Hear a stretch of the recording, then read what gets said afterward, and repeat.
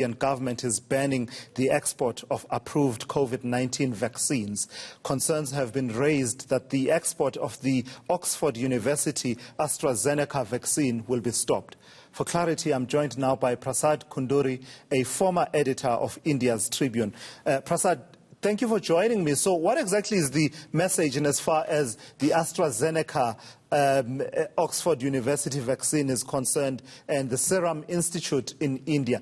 Has there been a decree or a message from government that says none of those vaccines can be exported until enough of the Indian population has been vaccinated? Thank you very much for having me on the show. First and foremost, I must say that the government of India had a press conference yesterday. It's a weekly press conference on the COVID updates that it keeps the Indian public abreast. And one of the questions that they took and answered very categorically was that there is no ban on drugs. The Health Secretary of the Government of India, Rajesh Bhushan, has said at a press conference that these are global public goods. And the two vaccine manufacturers, the Serum Institute of India and Bharat Biotech, and they are the ones who are contracted. So as it is, and he requested the media that not to spread any kind of misinformation. I think part of it came because one of the institutes had kind of interpreted this thing that there is a ban. But as the government of India, at the highest level of in the official hierarchy in the Union Health Ministry, has said that yesterday in his press conference, there is no such restriction. So there isn't a restriction, Prasad. You're saying that the misconception and the confusion may have arisen from what the Bharat Institute interpreting a message from government and reading it as a ban on the export of the vaccine? Yeah, in fact, both the institutes have also put out a press release or a statement to that effect. In fact, there were a couple of other issues which had picked up in the local media.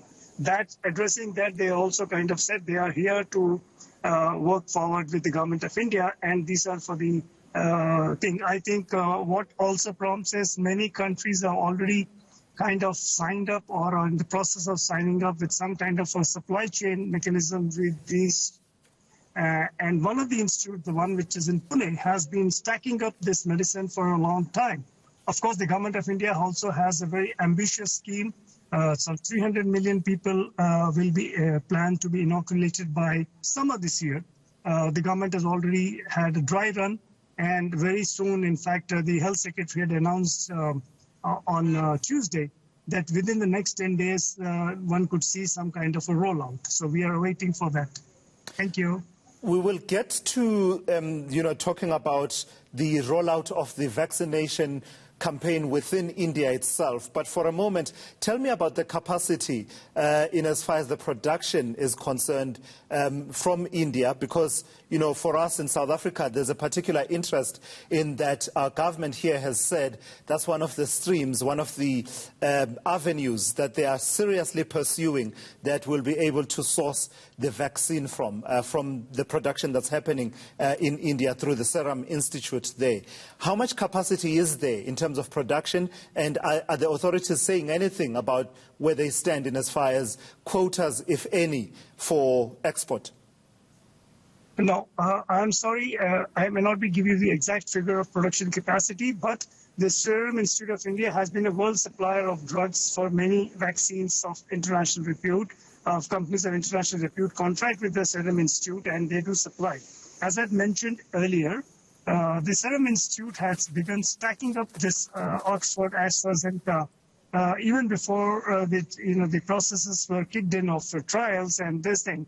And in fact, they have the capacity building was based on that because it's part of the supply chain, and Serum Institute is a very reputed institute. It has been supplying global vaccines for the global community, even elsewhere on other immunization programs.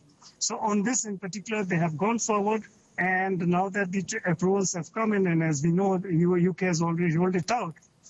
As I said, they are going to be looking at the exact figures, how it is going to go about it. Is there a quota? That, I think, will be determined in the days to come. as of yet, if it is in the works, we don't have any public available information on that. And lastly, Prasad, talk to me about the Indian processes, the vaccination processes. You say the target is to inoculate some 300 million citizens by the summer. How's that going? We know the logistics of vaccinating some 1.3 billion people, a good proportion of some 1.3 billion people can be quite daunting. Well, it is mind-boggling if you look at the kind of, the government of India shared some of the rollout mechanism that is already put in place. So from the Serum Institute or the biotech, wherever the vaccine will be rolled out in refrigerated trucks to 4 major centers across east, west, north, south of the country. From there on to each of the 37 states and right up to some district areas where the depots. So the cold chain, the temperature mechanism, all that has already been tested in the dry run phase of it. And now they also have a electronic platform called CoWIN, CO-WIN, which will be electronically monitoring every vaccine that has been inoculated, every person who's inoculated. And as I read, the first reports had mentioned some 660 million vaccine doses are being readied, because this is a 2-stage dose, day 1 and day 28, if I understand it correctly, and also some 10% away stage.